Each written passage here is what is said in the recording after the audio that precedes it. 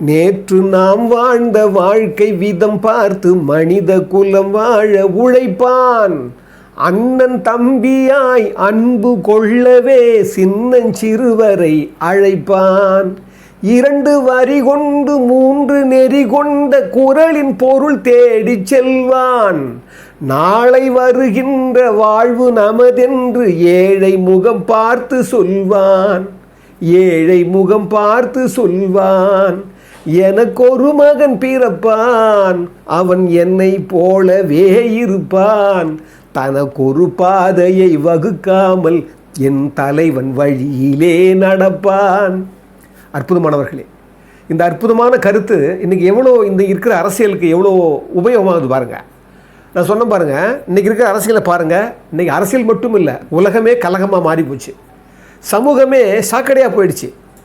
குடும்பமே குப்பமேட்டுக்கு போய் கூவம் போல் ஆயிடுச்சு. இன்றைக்கி குடும்ப நிலைகளெல்லாம் பார்த்திங்கன்னா, ஒரு செய்தி பத்திரிகை எடுத்தால் நாம் அவ்வளவு மோசமான நிகழ்வுகளை படிக்கிறோம். அதை உள்வாங்கும் போது எப்படி தோணுதுன்னா, இந்த உலகத்தை ஏன் இவ்வளோ இறைவன் மோசமாக ஆட்சி பண்ணுறான்னு கடவுள் மேலேயே கோபம் வர தோணுது. நான் சொன்ன பாருங்கள், நேற்று நாம் வாழ்ந்த வாழ்க்கை விதம் பார்த்து மனித குலம் வாழ உழைப்பான். திரு எம்ஜிஆர் அவர்கள் தன்னுடைய மகன் பிறக்க போகிறான்.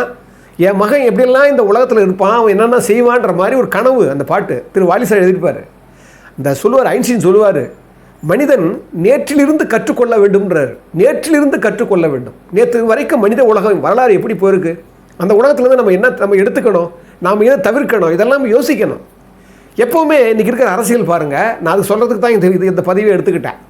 இன்றைக்கி விஜய்க்கு ஒரு அற்புதமான ஒரு யோகம் வந்துக்குதுன்னு தான் சொல்லுவேன். ஏன்னா காலம் எங்கெங்கேயோ மாறி எப்படிலாம் போய் இப்போ என்ன சொல்கிறாங்க, விஜய் தன்னுடைய பாணியை மாற்றிக்கிட்டு ஒருவேளை அவர் தேசிய ஜனநாயக கூட்டணியில் சேரதுக்கு வாய்ப்பு இருக்குது, அது பேச்சு நடந்துக்கிறதா சொல்கிறாங்க. அப்படி நடந்துச்சுன்னா தான் இங்கே மக்களும் ஓரளவுக்கு சரிப்படுவாங்க, இங்கே இருக்கிற ஆட்சியிலும் சரிப்படும், அரசியலும் சரிப்படும். இல்லாமல் அவர் தனித்து நிற்கிறேன்னு போனால் அவரும் அடிபடுவார், அவர் சம்மந்தப்பட்டவங்களும் அடிபடுவாங்க, அவங்க சம்மந்தப்படாதவங்க அடிபடுவாங்க. மறுபடியும் எதை நீங்கள் தீமையான ஆட்சின்னு சொல்கிறீங்களோ அதுதான் மறுபடியும் உட்கார போகுது. ஞாபகம் வச்சுக்கோங்க. இது என்னென்னா, நான் ஏன் இந்த பதிவே சொல்கிறேன்னா, சில அனுபவங்களை நீங்கள் உணரணும். திரு விஜய் அவர்கள் உங்களுக்கு தெரிஞ்சோ தெரியாமலோ அவருக்கு இவ்வளோ பெரிய சப்போர்ட் இருக்குது, மக்கள் சப்போர்ட். அது உண்மையிலேயே அது இறைவனுடைய இது ஆணைனா வச்சுக்கலாம், இயற்கை அப்படி வச்சுக்கலாம்னு சொல்லலாம், என்ன வேணால் வச்சுக்கலாம். ஏன்னா திரு எம்ஜிஆர் அவர்களாவது பண்பு சார்ந்த, அன்பு சார்ந்த, அறம் சார்ந்த, தியாகம் சார்ந்த படைப்புகளை கொடுத்து அதன் மூலமாக மக்கள்கிட்ட பதிவாகி அவர் சிறு வயதிலிருந்தே அந்த நெறிக்கு வந்தவர். ஆனால் நீங்கள் பார்த்தீங்கன்னா விஜய் அப்படிலாம் இல்லை. ஆனால் எப்போவுமே நான் அடிக்கடி சொல்லுவேன், 3வது ஒரு இடம் எப்பவுமே உண்டு. அதுதான் திரு விஜயகாந்த் வச்சுருந்தது. அந்த விஜயகாந்த் அப்படியே இருந்து அது என்னாச்சு, அது அப்படியே சீமானுக்கு வந்தது. இப்போ என்னன்னா அது விஜய்க்கு வந்திருக்குது. ஆனால் இன்னும் அதிகமாக ஏன்னா இவங்கெல்லாம் விட அதிகமான அவர் பார்த்தீங்கன்னா ஒரு ஆப்போசிட்டில், விஜய்க்கு ஆப்போசிட்டில் சினிமாவில் அஜித் இருந்தார். ஆனால் அவர் அரசியல் இல்லாததால் மொத்தமாக அவருக்கு வர வந்துடுச்சு. இதெல்லாம் புரிஞ்சுக்கணும் திரு விஜய் அவர்கள். ஆனால் பாருங்கள், இன்றைக்கி அவர் என்ன பண்ணுறாரு, தனியாக நிற்க போகிறேன் அவர் பாட்டுக்கு அவருடைய செயல் விட்டுருங்க, சொந்த பிரச்சனைலாம் விட்டுருங்க, நம்ம தேவையில்லை. ஏன்னா அரசியலில் நாம் வரும்போது சொந்த பிரச்சனைகளை கொண்டு வரணுன்ற அவசியம் இல்லை. ஏன்னா என்னன்னா அது பின்னால் அவரை சார்ந்தவங்களை ஒரு அடுத்த தலைமுறை அது கெடுக்கும். அந்த ஒழுக்க கேடு என்ன ஆகும் அப்படின்னா, அடுத்த தலைமுறை அதுக்கு தான் வருத்தப்படுறாங்க பெரிய சான்றோர்கள் எல்லாம். ஆனால் இன்றைக்கி பாருங்கள், இன்றைக்கி இருக்கிற ஆளுங்கட்சி 26 கட்சிகளை கூட வச்சுருக்குது. சின்ன சின்ன கட்சிகளிலிருந்து எல்லாரையும் கிட்டத்தட்ட 16 கட்சிகளுக்கு அது இடம் கொடுக்குது.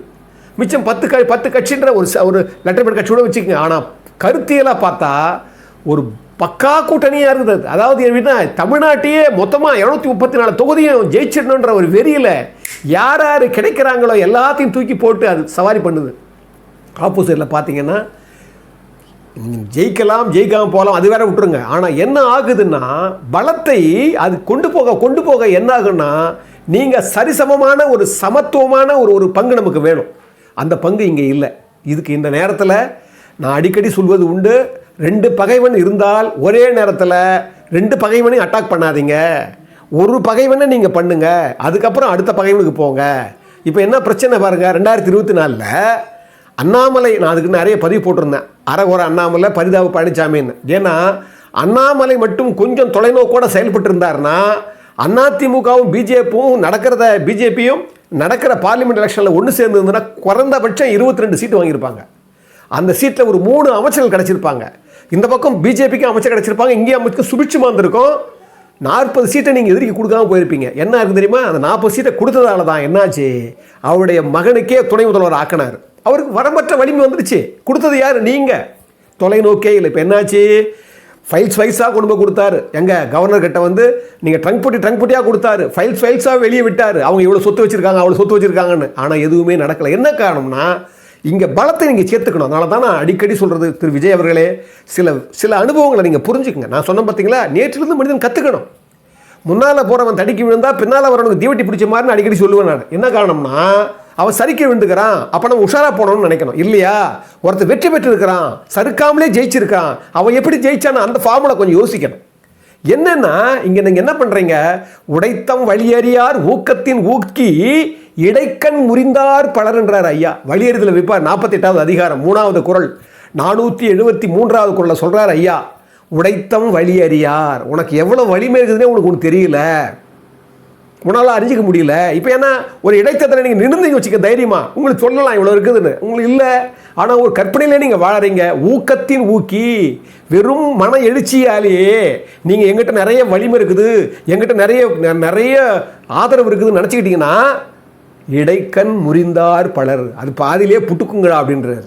இதை உணரணும் மிஸ்டர் விஜய்.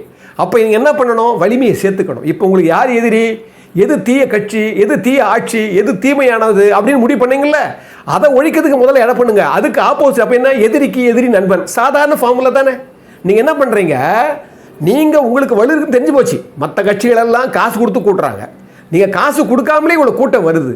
இன்றைக்கி இளைய தலைமுறையிலிருந்து இன்றைக்கி இருக்கிறவங்கலாம் உங்கள் கூட்டம் வராங்கன்னா, அது உங்களுக்கு நீங்கள் எப்படி அதை செயல்படுத்தணும்னு பார்க்கணும். ஒருவேளை நீங்கள் தனியாக நின்று ஜெயிக்காமல் போயிட்டீங்கன்னா என்ன தெரியுமா ஆகும், வர்றவங்க ஆளுங்கட்சியாக இப்போ இருக்கிறாங்க பாருங்கள், இதை விட 100 மடங்கு உங்களை அழிச்சிடுவாங்க. ஞாபகம் வச்சுக்கோங்க. அது மட்டும் இல்லை, நான் ஏன் இதை சொல்கிறேன் அப்படின்னா, இன்றைக்கி சமூகம் சரியில்லை, குடும்ப நலன் சரியில்லை, இன்றைக்கி உலகம் சரியில்லை. நீங்கள் பாருங்கள், ஈரானில் ஒரே ஒரு பள்ளிக்கூடத்தில் அமெரிக்காவுடைய இஸ்ரேலுடைய ஒரு ஏவுகணை தாக்கி 165 பெண் குழந்தைகள், அந்த குழியை பாருங்க, வயிறு எரியுதுங்க. எங்கோ ஒரு ஆழ்துளை கிணற்றுல ஒரு குழந்தை விழுந்து போச்சுன்னா உலகமே பரிதவிக்குது. இத்தனை உயிர்கள் எத்தனை செத்துக்கிட்டு கிடக்குது, டமால் வெடிக்குது, கட்டடங்களெல்லாம் சாதாரண சுடுகாடு ஆகுது. இங்கே பாலஸ்தீனத்தில் பாருங்க, அங்கே நேற்று இஸ்ரேல் அட்டாக் பண்ணுது. இன்னும் முடிவடையலை, உக்ரைன் முடிவடையலை. எங்கே பார்த்தாலும் கலகம், எங்கே பார்த்தாலும் போர். அதை போல ஒரு யுத்தம் தான் இப்போ நடக்க போகுது தமிழ்நாட்டுக்கு. ஞாபகம் வச்சுக்கோங்க. ஒரு அறம் சார்ந்த ஒரு கட்சியும் ஆட்சியும் வந்தால் தான் தனி மனிதன்லேருந்து, குடும்பத்திலேருந்து, சமூகத்திலேருந்து உய்வு பெற முடியும். அதுக்கு 2 உதாரணம் சொல்கிறேன், அதை மட்டும் புரிஞ்சுக்கங்க மிஸ்டர் விஜய். 2 உதாரணம். ஒரு உதாரணம், 1952 தான் சுதந்திர இந்தியாவில் முதல் பொது தேர்தல் வருது. அதில் பாருங்கள், இங்கே சென்னை மாநிலத்துக்கு யார், திரு ராஜாஜி, முதலமைச்சர் ராஜாஜி அவர்கள் சென்னை முதல்வராக வராரு. சென்னை மாநிலத்துக்கு அவன் முதல்வராக வந்த சிறிது காலத்திலேயே பார்த்தீங்கன்னா, பசும்பொன் முத்துராமலிங்க தேவர் ஐயா வந்து அருப்புக்கோட்டையில் நாடாளுமன்ற தொகுதிக்கும் பக்கத்தில் இன்னொரு தொகுதியில் சட்டமன்றத்துக்கு 2க்குமே நிற்கிறார். அப்போ நிற்கும்போது 2த்துலையுமே ஜெயிச்சிடுறார். ஜெயிச்ச உடனே சட்டமன்ற தேர்தலுடைய அந்த அந்த வெற்றியை மட்டும் வச்சுக்கிட்டு அருப்புக்கோட்டை நாடாளுமன்றத்தை ராஜினாமா பண்ணிடுறாரு. இப்போ அது இடைத்தேர்தல் வருது எங்கள் அருப்புக்கோட்டை நாடாளுமன்றத்துக்கு. அப்போ யார், ராஜாஜி ஐயா அவர்கள் இங்கே சொல்கிற சிஎம் இருக்கார். பார்த்தீங்கன்னா அப்போ ஃபார்வர்ட் பிளாக் கட்சி யார், பசுமன் முத்துராமலிங்க ஐயா தேவருடைய கட்சியை ராமசாமிங்கிற ஒருத்தர் நிற்க வைக்கிறார். எதுக்கு, இந்த இடைத்தேர்தலில் பார்லிமெண்ட் எலெக்ஷன். ஞாபகம் வச்சுங்க. அந்த நேரத்தில் ராஜாத்தி அம்மா, ராஜாத்தின்னு சொல்லி ஒரு காங்கிரஸில் ஒரு முக்கியமானவங்க, அந்த அம்மா ஒரு முக்கியமான பிரமுகர். அந்த ராஜாத்தி அம்மாவை அங்கே வந்து ராஜாஜி நிற்க வைக்கிறாரு. அது மட்டும் இல்லை, இந்த இடத்துல ராஜாத்தி அம்மா ஜெயிக்கணும், ராஜாத்தி பங்கஜ ஏதோ ஒரு கூட சேர்ந்து வரும். அந்த அம்மா வந்து ஜெயிக்கணும், ஜெயிச்சா நான் ஜெயிக்கிற மாதிரி, தோத்தா நான் தோக்கிற மாதிரின்னு பகிரங்கமாக அறிவிக்கிறாரு திரு ராஜாஜி. நல்லா கவனிங்க, ஆளுங்கட்சி இப்போ தான் வந்து ஜெயிச்சிருக்காங்க, சிஎம்மாக இருக்கிறாரு.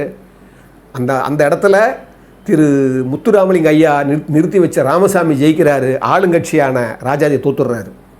யார், அந்த அம்மா ராஜாத்தி அம்மா தோத்துடுறாங்க. ஆனால் என்ன சொல்கிறாங்க, உடனே ராஜாஜி ராஜினாமா பண்ணணும்னு எதிர்கட்சியெல்லாம் கூக்குரல் எடுது. உடனே என்ன பண்ணுறாரு தெரியுமா ராஜாஜி, நான் சட்டசபைக்கு தேர்ந்தெடுக்கப்பட்டிருக்கிறேன், நான் சட்டசபையில் நான் உறுதியாக இருக்கிறேன், நான் அங்கே நம்பிக்கையில் தீர்மானம் கொண்டு வான்னு சொல்லி இவரே கொண்டு வர சொல்லி அங்கே ஜெயிக்கிறார். ஏன்னா அவர் தான் ஆளுங்கட்சியாக இருக்கார், பிரச்சனை கிடையாது. ஆனால் பாருங்கள், ஒரு ஆளும் கட்சியாக இருந்து கூட ஒரு எலெக்ஷனில், ஒரு பை எலெக்ஷனில் ஒரு தோக்குறாரு. அதுவும் முதல் பொது தேர்தல் நடந்த அடுத்த சில மாதங்களுக்குள்ள. இது ஒரு நிகழ்ச்சி. ஞாபகம் வச்சுக்கணும் மிஸ்டர் விஜய்.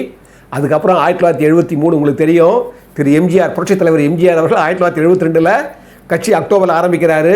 பார்த்தீங்கன்னா மே மாதம் எலெக்ஷன் வருது. மே மாதம் எலெக்ஷன் வர்றதுக்கு முன்னால் கிட்டத்தட்ட பாருங்கள், திமுக ஆளுங்கட்சியாக இருக்கார். யார்? கருணாநிதி ஆளுங்கட்சியாக இருக்கிறாரு. அவர் உதயசூரியன் ஸ்தாபன காங்கிரஸ் திரு காமராஜர் அவர்கள் இருக்கிறாரு. அவருக்கு வந்து கைராட்டை. இங்கே பார்த்தா இந்திரா காங்கிரஸ், அங்கே பார்த்து சென்ட்ரல் இருக்கிறாங்க இந்திராமா, அந்த அவங்களுக்கு பசுவங்கன்றோம். அந்த நேரத்தில் கம்யூனிஸ்டும் அனௌன்ஸ் பண்ணிட்டாங்க சங்கரையா. இப்போ இப்போ இப்போ சமீபத்தில் கூட நீங்கள் பார்த்தீங்கன்னா சங்கரையா வந்து ஒரு கொஞ்ச காலத்துக்கு முன்னால் தான் அவர் வந்து ராஜினாமா எல்லாம் பண்ணி அவரை பற்றியெல்லாம் நீங்கள் நிறைய செய்தி படிச்சிருப்பீங்க. ஆனால் பாருங்கள், அந்த சங்கரையா நிறுத்தப்படுறார். ஆனால் 25-26 நாளுக்கு முன்னால் தான் திரு எம்ஜிஆர் அவர்களுக்கு அந்த ரெட்டலத்தை வந்து ரெட்டலை சின்னத்தையும் மாயத்தேவரையும் கன்ஃபார்ம் பண்ணுறாரு. பாருங்கள், ஒரு 6 மாத குழந்தையாக இருக்கிறார் கட்சி ஆரம்பித்து எம்ஜிஆர். அந்த நேரத்தில் எல்லாம் இடம் முடிச்சிட்டாங்க, தெருக்கள் எல்லாம் வரைகிறது போகிறது எல்லாம் முடிச்சுட்டாங்க. எம்ஜிஆர் தார் ரோடில் எழுதுனாங்க எம்ஜிஆர் ரெட்டலையையும் அந்த மாயத்தேவரையும். அந்த நேரத்தில் கூட எம்ஜிஆர் என்ன பண்ணுறாரு பாருங்கள், ஜெயிக்கணும் வெற்றி பெறணும்னு சொல்கிறதுக்காக. அதுக்கு முன்னாலே ஒரு விஷயம் நடந்தது, அது ரொம்ப முக்கியமான விஷயம். என்னென்னா, இந்திரா காங்கிரஸும் எம்ஜிஆர் கூட்டணியாக வச்சு 3வது அணியாக அனௌன்ஸ் பண்ணிட்டாங்க. அனௌன்ஸ் பண்ணி அந்த நேரத்தில் மின்சார விலை உயர்வுக்கு, மின்சாரனுடைய கட்டண உயர்வுக்கு என்ன பண்ணுறாங்க, ஒருங்கிணைந்து போராடுறாங்க. ஆனால் போராடினவங்க ஒன்றா இருந்தவங்க திண்டுக்கல் பை எலெக்ஷனில் நிற்கிற போது இந்திரா காந்தி அம்மா என்ன சொல்கிறாங்க, காங்கிரஸ் அது எங்களுக்குரிய இடம், சென்ற எலெக்ஷன் நாங்கள் தான் அங்கே போட்டிட்டோம், எனவே நாங்கள் தான் அங்கே வந்து நிற்கணும்னு சொல்லிட்டு எங்களுக்கு தான் நீங்கள் முன்னுரிமை கொடுத்து சொன்னபோது எம்ஜிஆர் ஒத்துக்க மாட்டேன்றார். நான் என்னுடைய இதை உரைகள்லாம் பயன்படுத்தணும்னு நினச்சி எம்ஜிஆர் என்ன பண்ணுறாரு, ஒத்துக்க மாட்டேறாரு. அதனாலேயே அந்த கூட்டணி விலகுது. இப்போ பாருங்கள், தனியாக நிற்கிறாங்க. ஆனால் எம்ஜிஆர் என்ன பண்ணுறாரு, அந்த நேரத்தில் திரு கல்யாண சுந்தரம், திரு பி ராமமூர்த்தி, கம்யூனிஸ்ட்டை சேர்ந்தவங்க, உங்களுக்கு தெரியும், பெரிய தலைவர்கள் அவங்கெல்லாம், ரொம்ப அற்புதமான பி ராமமூர்த்தி எல்லாம் படிச்சிங்கன்னா அவங்கள மாதிரிலாம் தலைவர்கள் இல்லாத ஆளால் தான் இந்த தமிழ்நாடு சீரழியுது. அவங்க இந்த தலைவரை போய் எம்ஜிஆர் சந்திக்கிறார். சந்தித்து ஆளுங்கட்சியை நான் வந்து இப்போ பண்ணுறதா இருந்தால் பலம் வேணும், நீங்கள் இந்த தலைமை என்னை விட்டு கொடுக்கணும்னு சொல்லி திரு கல்யாண சுந்தரம் கம்யூனிஸ்டாக இருக்கிற அவரையும் திரு பி ராமமூர்த்தி அவங்க 2 பேரையும் சந்தித்து 2 பேரையும் ஆதரவத்தை எடுத்துக்கிட்டு அதுக்கப்புறம் தான் எலெக்ஷனில் அவங்க ஆதரவோடு தான் அவர் வந்து ஜெயிக்கிறார். நல்லா ஞாபகம் வச்சுங்க. எவ்வளவு வலிமை நமக்கு முக்கியன்றதை விட நமக்கு யாரை எதிர்த்து போராடுறோம், நம்ம யாரை எதிர்த்து பண்ணுறோங்கிறது. அதனால தான் நான் அடிக்கடி சொல்கிறது, ஏமுற்றவரினும் ஏழை தமியனாய் பல்லார் பகை கொள்பவன்வர்.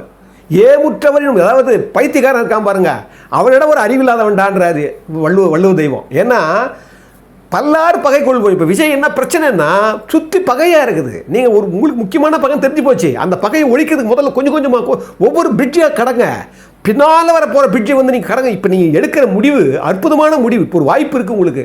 அந்த வாய்ப்பு சமீபத்தில் இன்றைக்கி பேப்பர்லாம் பார்க்கும்போது பரவாயில்ல, இது ஒரு நல்ல மூமெண்ட் தான் தோணுது. இந்த மூமெண்ட்டை நீங்கள் வந்தீங்கன்னா தமிழ்நாடு பிழைக்கும், தமிழ்நாட்டு மக்கள் பிழைப்பாங்க.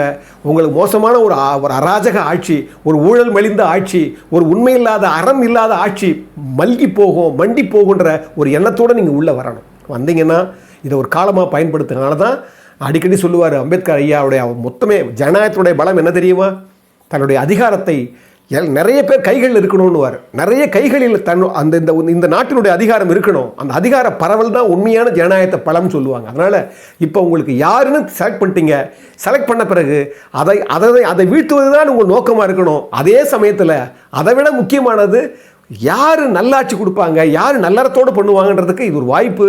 இந்த வாய்ப்பை பயன்படுத்தி கொள்ளுங்கள் மிஸ்டர் விஜய்.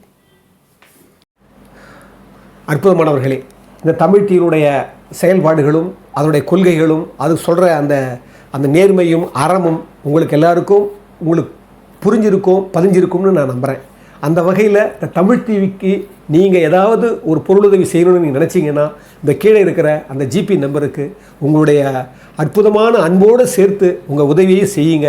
இது எங்களுக்கு பெரிய பிரயோஜனமாக இருக்கும். அது மட்டும் இல்லை, இறைமை உங்கள் உள்ளத்தில் அந்த மாதிரி எண்ணத்தை தூண்டுவித்தால், அந்த நிலையில் நீங்கள் இருந்தால் நீங்கள் உதவி செய்யுங்கள். அதை சிறைமேற்கொண்டு ஏற்றுக்கொள்கிறோம் என்று மீண்டும் ஒரு முறை உங்களை வணங்குகிறேன்.